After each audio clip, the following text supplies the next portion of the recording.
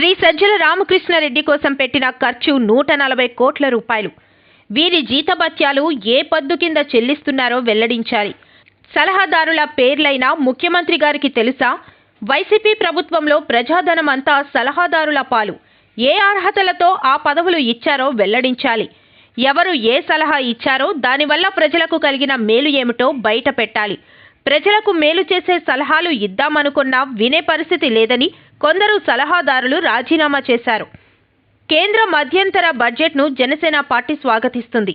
Janasena party కేంద్ర కార్యాలయంలో నిర్వహించిన విలేకరుల సమావేశంలో party PAC chairman Shri Nadendla Manohar సుమారు 80-90 అడ్వైజర్లకి ఇప్పుడు వరకు ఈ రాష్ట్ర ప్రభుత్వం వెచ్చించింది ఎంత అంటే అందరూ కూడా ఆశ్చర్యపోతారు.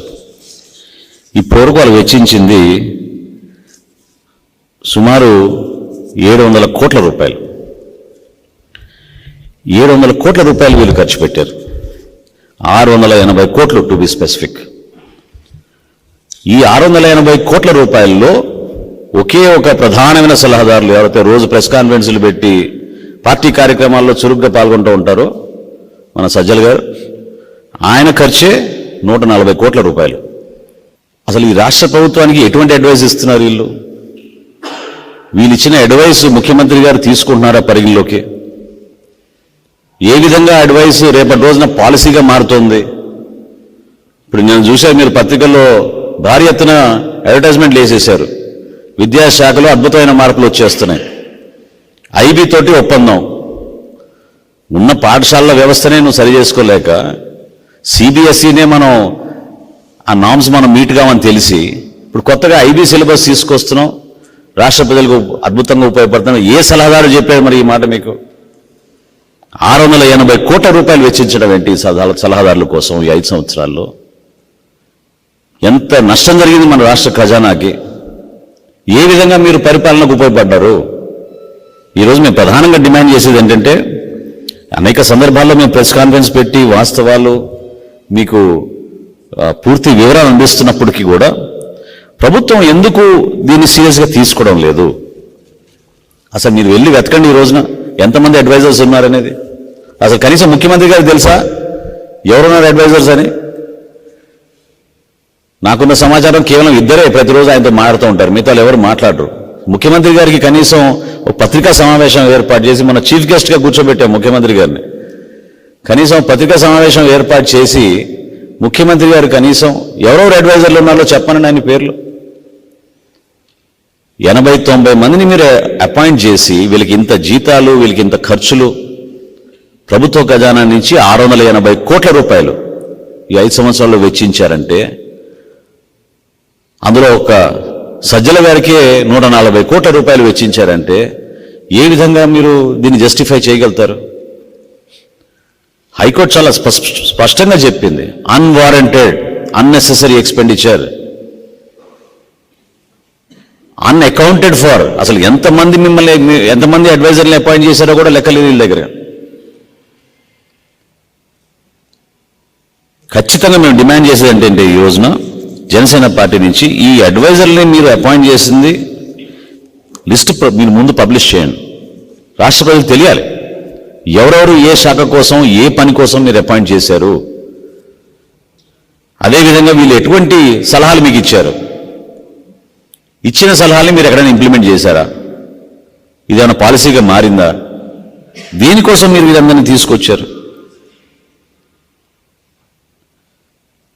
ఇంతమంది మంత్రులు ఉన్నారు, ప్రభుత్వంలో ఇంతమంది ఉద్యోగస్తులు ఉన్నారు. వీళ్ళందరూ కూడా ఏ డిపార్ట్మెంట్కి ఆ డిపార్ట్మెంట్, ఏ జిల్లాలో చక్కగా శాఖల నిర్వహణ కోసం వాళ్ళ పనులు చేసుకుంటూ ఉంటే, ప్రభుత్వంలో ఉన్న ఎంప్లాయీస్ని మీరు ఉపయోగించుకోకుండా, మీ క్యాబినెట్లో ఉన్న మంత్రుల్ని మీరు ఉపయోగించుకోకుండా, ఇంతమంది సలహాదారులు మీరు అపాయింట్ చేసుకుని ఒక ప్యారలల్ గవర్నెన్స్ తీసుకొచ్చి రాష్ట్ర ఖజానా నుంచి 680 కోట్ల రూపాయలు వీళ్ళ కోసం వెచ్చిస్తే ఖచ్చితంగా దీనిపైన సమగ్రమైన ఎంక్వైరీ జరగాలి. రాబోయే శాసనసభ సమావేశాల్లో ఏ బడ్జెట్ హెడ్ కింద ఈ 680 కోట్ల రూపాయలు ఖర్చు పెట్టారు, ఎంతమంది సలహాదారులకి మీరు ఈ విధంగా జీతాలు, అలవెన్సెస్, పర్క్స్ ఇచ్చారు, ఎందుకు ప్రత్యేకంగా ఒకే సలహాదారు గారికి 140 కోట్ల రూపాయలు మీరు వెచ్చించారు.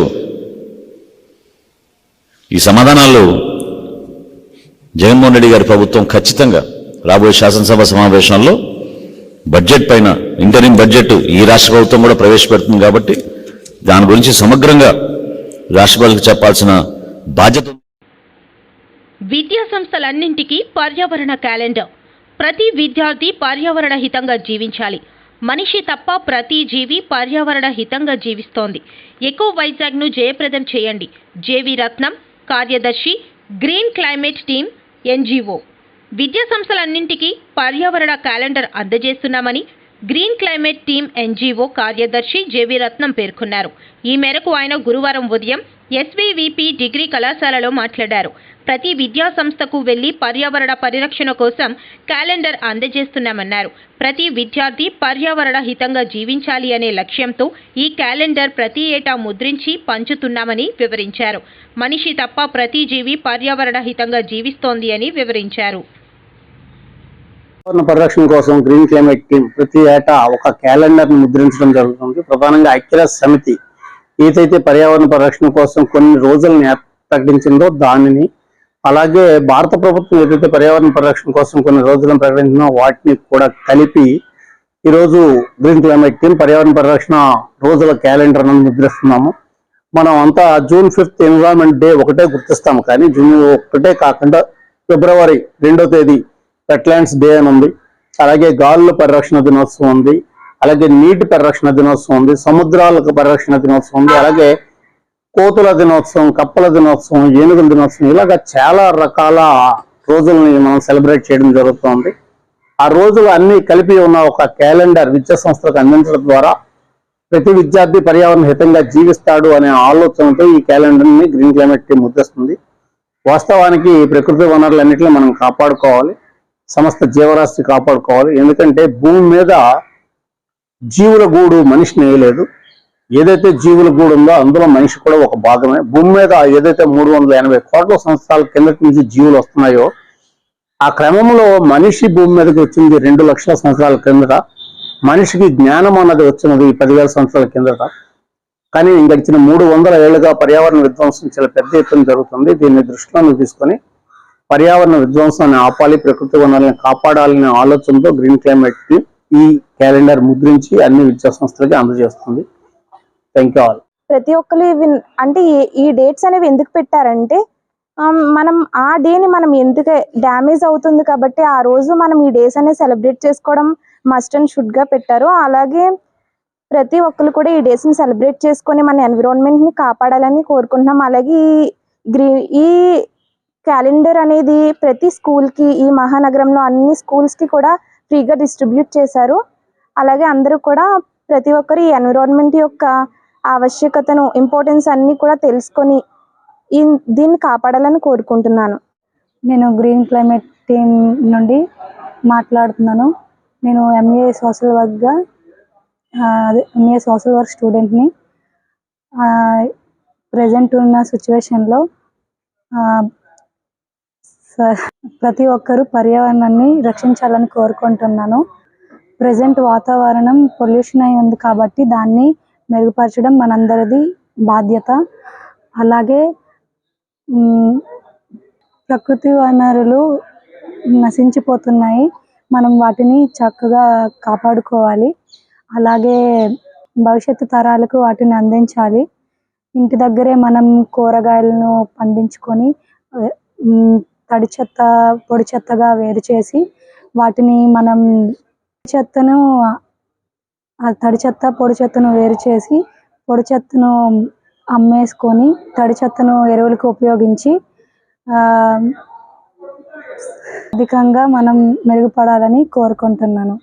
ఏఈలో సోషల్ వర్క్ స్టూడెంట్ కింద చేస్తున్నాను. నేను మాకు గ్రీన్ క్లైమేట్ టీమ్తో ఎన్జిఓ కింద చేస్తున్నాం.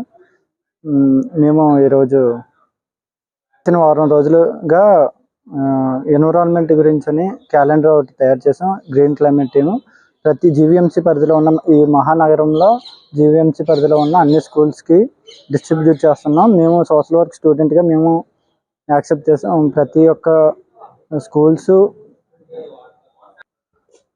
సంవత్సరంలో మనం పండుగలు ఎలా చేసుకుంటున్నామో దీంట్లో కూడా ఎన్విరాన్మెంట్కి సంబంధించింది ప్రతి ఒక్క డేని మనం సెలబ్రేట్ చేసుకోవాలి. అదే విధంగా అందరు స్టూడెంట్స్ చేత మనం ప్రోత్సహించాలి. దీని గురించి మేము ఎన్విరాన్మెంట్ డే గురించి క్యాలెండర్ అంటూ రిలీజ్ చేసాం. ఇందులో 60 డేస్ వరకు ఉన్న ఎన్విరాన్మెంట్ డే ప్రతి డేని మనం సెలబ్రేట్ చేయాలని కోరుకుంటున్నాం. ఈ సోషల్ వర్క్ స్టూడెంట్గా విశాఖ ఉత్తర ఎమ్మెల్యే గంటా శ్రీనివాసరావు కుట్ర రాజకీయాలకు స్వస్తి పలకాలి, వాస్తవాలు మాట్లాడాలి అని విశాఖ నవనిర్మాణ సమితి అధ్యక్షులు తోట రాజీవ్ హితవు పలికారు. ద్వారకానగర్ పబ్లిక్ లైబ్రరీలో ఏర్పాటు చేసిన విలేకరుల సమావేశంలో ఆయన మాట్లాడుతూ యావత్ రాష్ట్ర ప్రజానికానికి గంటా కుట్ర రాజకీయాలు తెలియనివి కాదన్నారు.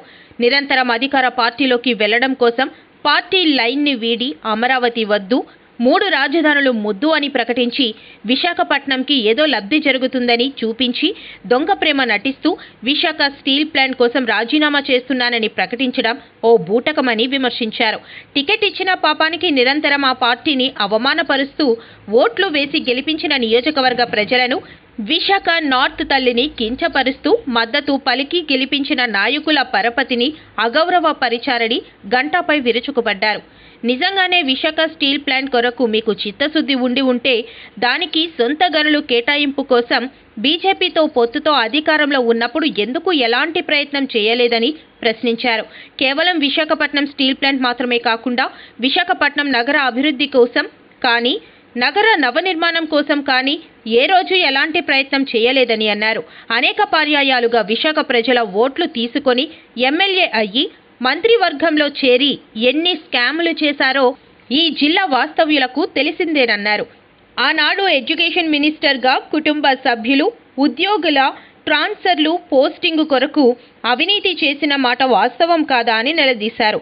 ప్రతిసారి కొత్త నియోజకవర్గం ఎంచుకొని అక్కడ నాయకులను మోసం చేస్తూ వాళ్ల పరపతిని వాడుకుంటూ తరువాత వారి మీద బురద జల్లే కార్యక్రమం చేయడం వాస్తవం కాదా అన్నారు.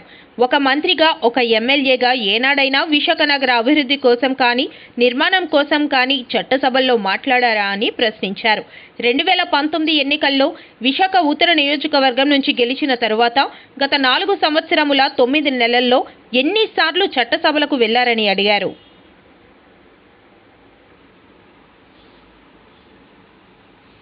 కందాల మీద తీసుకుని బాధ్యతగా తీసుకున్న రోజునే మనం ఏ మార్పన్నా త్యాగాలు అని పూర్తి నమ్మకంతో మీ అందరినీ మరొకసారి అభినందిస్తూ ఇంతమంది ఒకేసారి మళ్ళీ ఈ కవరేజ్కి వచ్చినందుకు మనస్ఫూర్తిగా మా సోదరులందరికీ ధన్యవాదాలు తెలియపరుచుకుంటున్నాను. ఈరోజు మీ అందరికీ అనిపించవచ్చు మళ్ళీ ఒక ఆవు కథ మొదలైందేమో అని, కానీ ఈరోజు ఎలక్షన్స్ ముందు వస్తున్న తరుణంలో మనం ఏ వార్తలు పెడుతున్నాం, ఈరోజు మనగా ఆలోచించే పరిస్థితుల్లో కూడా ఈ రాజకీయ వ్యవస్థలు వదలట్లా. ఎక్కడో ఎవరికో టికెట్టో లేకపోతే ఎక్కడో ఎవరికో ఏ పార్టీ నుంచి ఒక పార్టీ మాత్రమే అంశం అయిపోయింది తప్ప అసలు ఒక రాజకీయ వ్యవస్థ, ఒక ప్రభుత్వాలు దేని గురించి ఏర్పడతాయనే అంశం మీద మొత్తం దారి మళ్ళీపోయింది. ఈరోజు స్థానిక సమస్యలు కానీ, ఈరోజు ప్రజలకు కావాల్సిన సంక్షేమం, వాళ్ళ ఇబ్బందులని కానీ దృష్టిలో పెట్టుకుని అసలు ఏ పార్టీ కూడా ముందుకు వెళ్ళలేని పరిస్థితి. రాబోయే రోజుల్లో దీని మీద మార్పు రావాలి. ఆ మార్పు మీలాంటి 4th ఎస్టేట్ భుజం మీద మీ భుజస్కంధాల మీద తీసుకుంటే కానీ అవ్వదనే పూర్తి నమ్మకంతో ఈ ఒక ప్రెస్ మీట్. మరి మనం చూస్తున్నాం గత 4 రోజుల నుంచి, ఒక వారం రోజుల నుంచో ఒక కామెడీ షో మొదలైంది వైజాగ్లో. పెద్ద కామెడీ షో. వాళ్ళ మిగతా కొన్ని ఈ కామెడీ షోస్ ఉన్నాయి మనకి, బాగా పాపులర్ కామెడీ షోస్, అవి కూడా సరిపోట్లా. ఒక వ్యక్తి అంట విశాఖపట్నం దొంగ తల్లి ప్రేమ నటించి రాజీనామా చేసి, ఎందుకు రాజీనామా చేశాడు అనేది ప్రతి ఒక్క వాసుడికి తెలుసు, మొత్తం ఆంధ్ర రాష్ట్రానికి తెలుసు, మొత్తం ఆంధ్ర రాష్ట్రానికి తెలుసు. అధికారంలో లేకపోతే ఆ మనిషి ఉండలేడు. ఎందుకంటే ఆయన వెనకున్న కొంతమంది ఆర్థికంగా బలపడిన వ్యక్తులు, సంపన్నులు, వారి కోసం రాజకీయమే చేస్తాడు తప్ప పేద ప్రజల కోసం కానీ ఆయన పుట్టిన కులానికి కానీ అక్కడ ఉన్న నియోజకవర్గం ప్రజల గురించి కానీ అతని గురించి కష్టపడి క్యాటర్ గురించి కానీ ఏ రోజు ఆయన కష్టపడ్డు. ఒక లాబీ మాస్టర్. నేను అన్ని రాజకీయ పార్టీలని వాళ్ళు కోరిపోతున్నాను. నిజంగా మీ మీద ఆయన మీద మీకు జాలి దయ ఉంటే అతనికి ఒక పొలిటికల్ బ్రోకర్ పోస్ట్ ఏమైనా అధికారపూర్వకంగా ఇచ్చేయండి బాబు. మమ్మల్ని వైజాగ్ నుంచి మా వైజాగ్కి విముక్తి చేయండి బాబు అని కోరుకుంటున్నాను. అతనేమో అధికారంగా ఒక మంత్రివర్గంలో ఉండి ఒక మంత్రిగా ఉన్న రోజున విశాఖపట్నం గల్లు గురించి గంటా శ్రీనివాసరావు గారికి ఏ రోజు గుర్తురాలా? గంటా శ్రీనివాసరావు గారికి విశాఖపట్నంకి స్టీల్ ప్లాంట్కి గల్లు కావాలని ఏ రోజు గుర్తురాలా? దాని గురించి మాట్లాడలా. విశాఖ తల్లికి ఏదో అన్యాయం జరిగిపోతుందంటే రాజీనామా చేసింది ఆ రోజు అధికార పార్టీలోకి వెళ్ళటం కోసం. అయ్యా నేను అడుగుతున్నాను, విశాఖపట్నం తల్లి గురించి అంత జాలి ఉంటే విశాఖ నార్త్ తల్లి నీకేంటయ్యా అన్యాయం చేసింది? నేను గెలిపించుకున్న పాపానికి ఎన్నిసార్లు వచ్చావు విశాఖపట్నంలో నార్త్ నియోజకవర్గంలో మీద ఆరాటం? 2019 తర్వాత గెలిచిన తర్వాత ఎన్నిసార్లు చట్టసభలకు వెళ్ళావు నువ్వు? విశాఖపట్నం సమస్యల మీద కానీ, విశాఖపట్నం అభివృద్ధి మీద కానీ, విశాఖపట్నం నవ నిర్మాణం కోసం కానీ నువ్వు టేబుల్ చేసిన పేపర్లు ఏమున్నాయి? తీసుకురా. విశాఖపట్నం గురించి నువ్వు చట్టసభల్లో ఏం మాట్లాడావు? వాళ్ళు చట్టసభలకు వెళ్ళాలనే ఉద్దేశం లేనప్పుడు ఇతర ప్రాంతాల్లో కష్టపడి పనిచేస్తున్న వాళ్ళ మీద నీ దాడి ఏంటి? 4.5 సంవత్సరాలు ఏమో ఎవడో పనిచేస్తాడా ఆ నియోజకవర్గంలో? నువ్వు చివరి వెళ్ళి తెలిసావా? నువ్వు సెలబ్రిటీవయ్యా? దేని గురించి? ఒకవేళ నువ్వు సెలబ్రిటీ అయినా దేని గురించి సెలబ్రిటీ? నువ్వు యావత్ జాతిని ఎలా సంకనాకించాడు. మా బాధ మేము పడతా వచ్చాం. ఏదో మాలాంటి వాళ్ళు మిగిలాము కాబట్టి అక్కడ కాపాడాము. ఇప్పుడు విశాఖపట్నంలో అసలు ఏ ప్రాంతాన్ని నువ్వు అభివృద్ధి చేసావు చెప్పు? ఎడ్యుకేషన్ మినిస్టర్ చేసావు. ఎడ్యుకేషన్ మినిస్టర్ చేసినాక నువ్వు నీ కుటుంబం చేసిన స్కామ్లు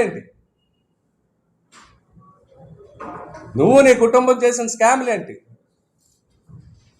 ఒక ఉద్యోగం కోసం, ఒక ట్రాన్స్ఫర్ కోసం ఫోన్లే డబ్బులు తీసుకున్నాక పని చేసి పెట్టావా?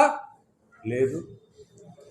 అలా పాపం అప్పులు చేసి తెచ్చుకున్నారా డబ్బు? ఇవే మీడియా పరంగా నేను ఇంకో పిలిపిస్తాను. అలాంటి ఏ ఉన్నా సరే తక్షణం రండి, పెడతాను. ఒక దాని గురించి ఒక డేటు టైము పెట్టి ఒక చోట కూర్చుంటాను.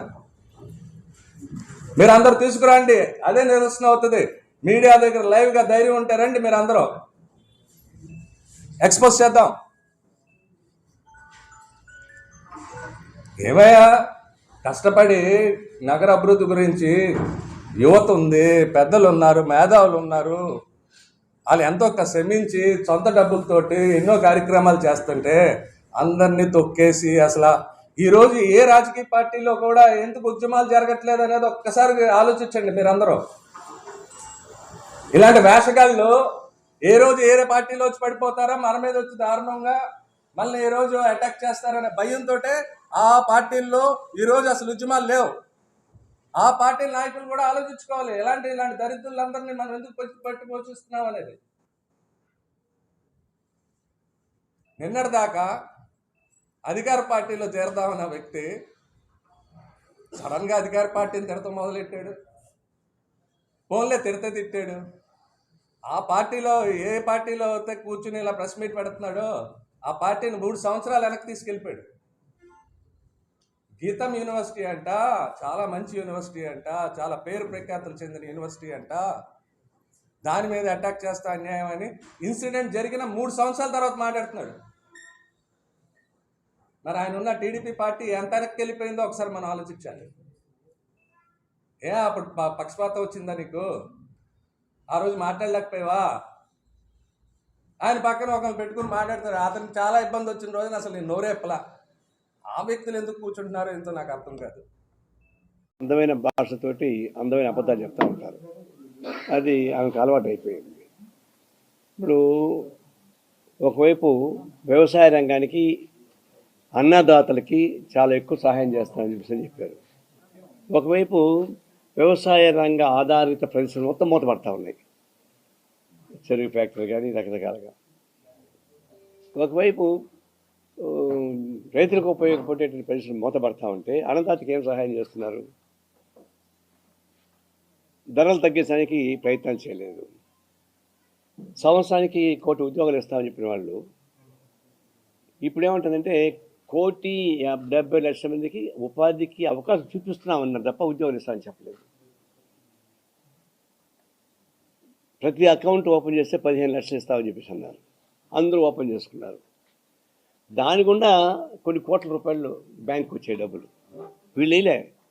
మనం ఓపెన్ చేసుకున్న అకౌంట్కి దానికి వచ్చిన ఇంట్రెస్ట్ దాని వచ్చి లెక్కలు చూపిస్తున్నారు. ఇప్పుడు గ్రామీణ ఉపాధి హామీ పథకానికి ఇంకా పెరగాల్సింది పోయి 40,000 కోట్ల రూపాయలు తగ్గించేశారు. ఇది అట్లాంటి ఇంపార్టెంట్వి. ఇప్పుడు ఎన్నికలు రాబోతాయి కాబట్టి కార్పొరేట్ కంపెనీస్ డబ్బులు దండుకోవాలి కాబట్టి కార్పొరేట్ కంపెనీస్ వాళ్ళు ఇచ్చినటువంటి పన్నులు 30% నుంచి ఒకప్పుడు 33% ఉండింది, ఇప్పుడు 25%కి 22 తగ్గించేశారు. అంటే 33% నుంచి 22% తగ్గించారు. అదే మామూలు వాళ్ళకి ఏం తగ్గలే. జిఎస్టీలో ఉన్నటువంటి పనులు కూడా మామూలు పేదవాళ్ళకు ఉపయోగించేటువంటి అన్నీ పెంచేశారు. దీన్ని బట్టి కార్పొరేట్ రంగానికి అందరం ఎక్కించి వాళ్ళని పెద్దపేట వేసి రేపు రాబోయే ఎన్నికల్లో వాళ్ళు ఫైనాన్స్కి ఉపయోగపడే పద్ధతుల్లో బడ్జెట్ ఉపయోగపడే కానే కాదు. ఇది పచ్చి దగా మోసం. ఏమంటారే నేతి బీరకాయలు నెయ్యంత వాస్తవం. నిర్మలా సీతారామన్ గారు ప్రకటించినటువంటి బడ్జెట్ కూడా అంతే అబద్ధం ఉందని చెప్పేసి నేను అర్థమైపోయింది. దీంతోపాటు మొన్న ప్రెసిడెంట్లో ఇచ్చిన ఉపన్యాసంలో కానీ ఈరోజు నిర్మలా సీతారామన్ ఇచ్చినటువంటి ఆర్థిక రిపోర్ట్లో కానీ వాళ్ళు అయోధ్య రామాలయాన్ని ప్రస్తావిస్తూ ఉన్నారు. అయోధ్య రామాలయం అది ఒక రిలీజియస్ ఫంక్షన్, అది రిలీజియస్ ఓపెనింగ్. అటువంటి ఒక ధార్మిక పద్ధతుల్లో జరుగుతున్న దాన్ని ప్రెసిడెంట్ ఆఫ్ ఇండియా కోట్ చేసింది. ఇప్పుడు నిర్మలా సీతారామన్ కూడా కోట్ చేశారు. అంటే మన సెక్యులర్ డెమోక్రటిక్ కంట్రీనా? మనకు ఒక రాజ్యాంగం ఉందా లేదా? ఏ రాజ్యాంగం మీద మీరు ప్రమాణం చేసి పదవి స్వీకారం చేశారు? ఆ రాజ్యాంగంలో రూపొందించబడేటువంటి సెక్యులర్ డెమోక్రటిక్ ఫ్యాబ్రిక్ని ధ్వంసం చేసి పారేస్తున్నారు. ఈ దేశానికి అంత ప్రమాదం. మొన్న దేశాధ్యక్షురాలు ఉపన్యాసంలో కూడా ఈ అయోధ్యలో జై రామ జై సీతారామ స్లోగన్ ఇండిపోయింది అనిపిస్తుంది పొగుడుతూ ఉంది. దేశాధ్యక్షుడు అట్లా పొగిడితే నువ్వు సెక్యులర్ డెమోక్రటిక్ సిస్టానికి ప్రతినిధిగా లేదంటే ఒకనొక రిలీజియస్ ప్రతినిధిగా తెలుసుకోవాల్సి వస్తుంది. అంటే ప్రెసిడెంట్ ఆఫ్ ఇండియాతో మాట్లాడిస్తారు, తర్వాత ఫైనాన్స్ మినిస్టర్ మాట్లాడిస్తారు, ఇంకా ప్రైమ్ మినిస్టర్ అయితే పోయి శాస్త్రంగా దండం బట్టి అడ్డం పడుకుంటున్నారు పోయి దేవుని కాడ. అందువల్ల ఇప్పుడు రాబోయే రోజుల్లో మన రాజ్యాంగానికే ప్రమాదం ఎక్కడి నుంచి వస్తుందంటే మన ప్రధానమంత్రి నుంచి వస్తుంది. చాలా ప్రమాదం. ఇప్పుడు కొత్తగా ఇంకొకటి ఏం చేస్తున్నారు, ఇప్పుడు న్యాయ వ్యవస్థ కూడా తక్కువగా చేయడం లేదు. వాళ్ళు వారణాసిలో ఒక మసీదు కింద దేవాలయం ఉందని దాన్ని తిరిగి చూశారని పూజలు చేసుకోమని చెప్తున్నారు. అంటే పునాదులు మొత్తం కదిలిస్తారు. ఇంకా ఈ భారతదేశం ఉన్నటువంటి ప్రతి ధార్మిక సంస్థలు, అది ముస్లిం మతం కావచ్చు, క్రిస్టియన్ కావచ్చు, హిందువులు కావచ్చు, అవి తవ్వుకుంటూ పోవడం మొదలు పెడితే ఇక ఈ తవ్వుకుంటూ పోయే పునాది ఎక్కడ దాకా పోయిందంటే పార్లమెంటరీ పునాదులతో వేస్తారు. ఇంకా ఒకప్పుడు సైక్లోన్ వచ్చినప్పుడు మొత్తం ప్రకృతి వైపరీత్యం ఊళ్ళో మునిగిపోయినాయి, గుళ్ళు మునిగిపోయినాయి. మళ్ళీ కొత్తగా టౌన్స్ వచ్చినాయి, అనేక జరిగాయి. అంత బ్రిటిష్ వాళ్ళకన్నా ముందర అనేక మంది పరిపాలించారు, దాడులు చేశారు, ఆర్యులు నాగరులు దాడులు చేశారు. ఇవన్నీ తవ్వుకుంటా పోతే మనం ముందుకు ఎప్పుడు పోతాం? ఇది ఒక ప్రమాదకరమైన ధోరణి. ఈ మత సంస్థలను కలబెట్టి పునాదులు తవ్వి దాని నుంచి వాస్తవాలు తీసి మళ్ళీ పూజలు చేయడానికి అవకాశం కల్పించే స్థాయి కోర్టులు ఆ విధంగా ఇస్తే ఇక తగుదనమ్మా అని చెప్పి నేను బీజేపీ గవర్నమెంట్ దాన్ని తీసుకుని తిరుగుతాను.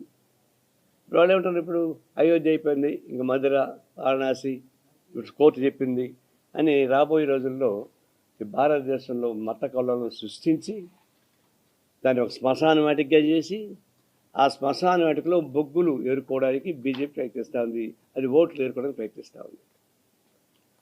దీన్ని మేము తీవ్రంగా ఖండిస్తూ ఉన్నాం. ఇదే జరిగితే మన దేశం ఒకటి ఉండదు.